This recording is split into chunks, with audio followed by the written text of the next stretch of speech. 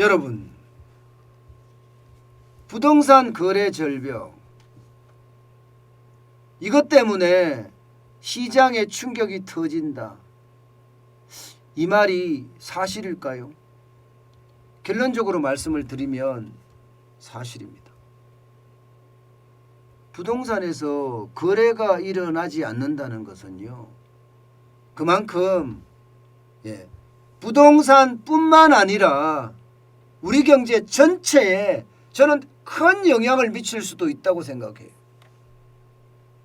이게 집이 거래가 돼야지 여러분, 이사도 가고요. 그리고 이사를 가야지 이삿짐 센터도 쓰고, 벽지도 바르고, 짜장면도 시켜 먹고, 가구도 드리고 이러거든요. 그러면서 소비 전체가 쭉 올라주는 게 지금까지 어떤 모양새란 말입니다. 문재인 정부는요, 이렇게 소비를 끌어올리는 역할, 이거 솔직히 못했어요. 전혀 못했어요. 부동산으로서 경기 부양 안 한다고 했으니까요. 그러니까 부동산에 어떤 혜택을 집어넣기를 꺼려했습니다. 그러면서 정부가 그냥 돈 뿌렸어요. 마구마구 뿌렸어요. 그래서 제가 부채에 의한 성장이라는 말씀 계속 드렸잖아요. 자, 이것도 이제 한계가 왔습니다. 한계가 왔어요. 그러면 도대체 부동산 시장의 거래 절벽 어떻게 해야 될까요? 여러분 이거 한번 보세요. 거래 절벽이라고 진짜 할만합니다. 지난 12월에 서울에서만 1150건밖에 일어나지 않았습니다. 2021년 5월에 비하면요 5분의 1로 떨어졌어요. 5분의 1로. 2021년 5월에는 4896건이 거래가 됐잖아요. 그런데 1월은 더 떨어집니다. 사실 여러분 1월, 2월 여기 떨어지는 거 솔직히 좀 이해가 안 되는 부분이 굉장히 큽니다. 물론 대통령 선거 후에 보자 이런 것도 있지만 학군에 대한 수요도 있거든요. 학군에 대한 수요. 이거 서울에서는 진짜 무시 못하거든요. 서울에서는. 그런데 학군에 대한 수요도 있을 텐데 지금 1월 거래량을 가보면 12월보다 더 떨어지는 모양새거든요. 자, 이렇게 됐을 때 우리 경제 괜찮을까요? 저는 괜찮지 않다고 생각합니다. 거래 절벽이 결국은요 시장에 큰 충격으로 다가올 수 있다고 생각을 해요. 여러분 이거 한번 생각을 해보자고요. 거래가 절벽이라는 것은 거래가 거의 안 된다는 이야기잖아요. 집을 팔고자 하는 사람들 제 주변에도 많거든요. 빨리 팔았으면 좋겠다는 사람도 많아요. 그런데 안 팔려요. 그럼 이게 팔리려고 그러면 매수자들의 마음이 돌아서야 되잖아요. 쉽게 말하면 부동산이 올라간다는 뭐 그런 확신이 있다든가. 그러면 이제 집을 살려고 들 거란 말입니다. 그런데 지금 집값이 올라간다는 확신이 없는 거예요. 그러니까 집값에 손을 대지 않는 겁니다. 이러다가 말입니다. 진짜 급한 사람들이 툭툭 던지는 거예요. 툭툭. 1억 2억이 아니라 더 많이 2억 3억 떨어진 가격에 만약에 던진다고 쳐요. 이게 투매거든요. 이런 일이 안 벌어지리란 보장 없습니다. 그만큼 최저가 거래가 일어날 수 있다는 거예요. 지금까지는 최고가 거래가 굉장히 많았다면 최저가 거래도 일어날 수 있다는 겁니다. 어떤 분들은 그렇게 이야기해요. 집값이 더 올라가면 올라갔지 떨어지지는 않을 거다 이렇게 이야기를 하지만 이거요 여러분 진짜 쉽지 않은 이야기예요. 저는 생각했던 것보다가 더 빨리 하락의 지점 다가오고 있다고 생각을 합니다. 제가 여러분들에게 단기적으로는 집값이 오를 거라고 했잖아요. 그러면 장기적으로는 집값이 떨어질 거라고 이야기를 했는데 장기적으로 그 떨어질 거라는 시점이 점점 당겨지고 있는 느낌이에요. 그 정도로 지금 빨라지고 있다고 봅니다. 시장을 완전히 망쳐놨으니까. 시장에서 거래 절벽이 일어난다는 사실은요, 시장 경제의 어떤 기능, 시장의 기능이 완전히 망가졌다고 봐야 됩니다. 그러다가 툭툭 던지는 거래들이 만약에 더 많아지면 저는요, 시장에 충격이 올 거라고 봅니다. 그렇다고 여러분, 정부가 부동산 정책을 한꺼번에 바꿀까요? 누가 대통령이 되더라도요, 부동산 정책을 한꺼번에 바꿀 수는 없어요.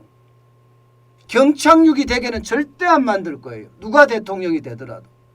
분명한 것은 연착륙으로 맞출 거란 말입니다. 올라가기도 안 할 겁니다. 너무 올라갔다는 인식이 팽배하기 때문에 연착륙으로 가야 될 텐데, 연착륙으로 갔을 때 여러분, 시장의 충격은 그나마 덜하다 이렇게 봐야 되잖아요. 결국 말입니다. 대선 후보가 누가 되든, 그래서 대통령이 누가 되든 결국 부동산 정책은 지금과의 정책에서 풀어주는 정책 몇 가지가 점점 나오면서 연착륙시키려고 할 거예요. 그 대표적인 게 금리를 계속 인상할 거니까. 그렇다고 DSR 총부채 원리금 상환 비율을 올 1월 1일부터 2억을 대출 받는 사람까지 이제 적용을 했거든요. 이거 바꿀까요? 안 바꿀 거예요. 금리는 계속 올라가고, 그죠? DSR 적용은 굉장히 세집니다. 올 7월에 가면 1억을 빌리려고 하더라도요, DSR 적용을 받습니다. 그러면 대출을 쉽게 받을 수가 없다는 뜻이 됩니다. 이 규정이 갑자기 바뀌어서 대출 많이 해주라 이렇게 될까요? 그렇게 할 수가 없다니까요. 지금 경제 전체가 힘들기 때문에. 제가 늘 말씀드렸잖아요. 긴 병에 효자 없다. 결국은요, 이게 떨어진다 이렇게 이야기하면서 자꾸 이유를 갖다 붙이는 거예요. 금리가 인상되기 때문에 떨어진다. 거래가 없기 때문에 떨어진다. 공급이 지금 일어나고 있기 때문에 떨어진다. 자꾸 이유를 갖다 붙이면서 기다리다 보면 진짜 떨어지는 시기가 오는 겁니다. 저는 지금처럼 이렇게 거래 절벽을 오래 끌고 가는 것은 아니라고 봅니다. 그게 바로 경착륙을 가져갈 수 있다고 봅니다. 그 어느 때보다 말입니다. 바로 이 부분 있잖아요. 양도소득세. 저는 지금 문재인 정부에서 낮춰야 된다고 생각해요. 그래서 집을 팔고 싶은 사람 참 많거든요. 그 사람들이 집을 조금씩 내놓게 만들어야 됩니다. 그래서 부동산 집값이 연착륙이 될 수 있게끔 유도해야 돼요. 그렇지 않고 말입니다. 이게 한꺼번에 만약에 양도소득세를 확 낮춰버려봐요.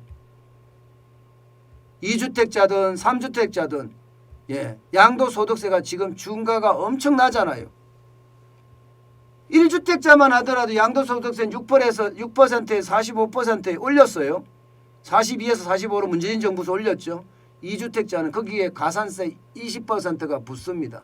그럼 어떻게 돼요? 45% 최고세율일 경우는 65%가 되죠. 65%에다 지방세 10%가 또 붙어요. 10%면 65%에 10%면 6.5%죠. 그러면 6.5%를 더하면요 71.5%입니다. 3주택자는 그렇게 따졌을 때 82.5%예요. 82.5%. 세금도 폭탄이 아니라 융단 폭탄이다 이렇게 이야기 제가 말씀드렸잖아요. 바로 저는 이 부분부터 낮춰줘야 된다고 생각합니다. 이 부분부터. 그래야지 집을 팔 수가 있어요. 집을 팔 수가. 지금 2주택자나 3주택자들요. 집을 팔고 싶어도 못 파는 게 현실이거든요. 그런데 이 현실을 계속 끌고 가면 안 된다는 이야기예요. 저는 거래 절벽을 이렇게까지 만들어 가서는 안 된다. 거래가 시장이 형성될 때까지 형성되도록 만들어줘야 되고요. 거래가 일어나게끔 만들어줘야 되는데 그게 지금 해줄 수 있는 게 다주택자에 대한 양도소득세 중과세율을 인하해 주는 거예요. 특히 말입니다. 2030이 지금 충격을 가장 많이 받을 수 있거든요. 왜냐하면 영끌한 사람들이 워낙 많으니까요. 영혼까지 끌어모아서 집을 샀는데 만약에 집값이 폭락하면 거기에 대한 부담감은 어마어마할 겁니다. 2021년이면 작년이잖아요. 작년 2분기까지 2030의 부채가 458조 7천억 원입니다.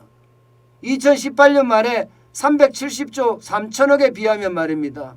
엄청나게 늘었어요. 90조가량 늘었어요. 90조. 자, 여러분, 이런 상태에서 거래 절벽을 계속 끌고 간다. 시장이 완전히 얼어붙은 상태로 끌고 간다. 이것은 여러분, 저는 경제를 제가 아는 사람으로서 이렇게 끌고 가면 바보 같은 짓이라고 생각합니다. 그 어느 때보다 이게 바보 같은 짓이 안 되려면요, 지금 시장을 돌아가게, 시장을 원활하게 만들어야 됩니다. 그렇지 않고 이대로 계속 가다가는 진짜 거래 절벽에, 부동산 시장뿐만 아니에요. 부동산이 차지하는 비중이 워낙 크기 때문에 우리나라도 결국 말입니다. 내수까지도 함께 망가질 수가 있습니다. 안 그래도 지금 수출이 망가지고 있는 판인데 내수까지 망가지면 시장에 대한 타격은 그 어느 때보다 커진다는 이야기가 됩니다. 저는 그래서 이게 정부가 너무 시장을 우습게 보는 것 아니냐. 지금 권력이 교체되는 시기에 경제가 등한시되고 있는 것 아니냐. 저는 이런 생각을 지금 지울 수가 없습니다. 그만큼 부동산 시장의 경고음은 크게 울리고 있다. 저는 그렇게 해석하고 싶습니다.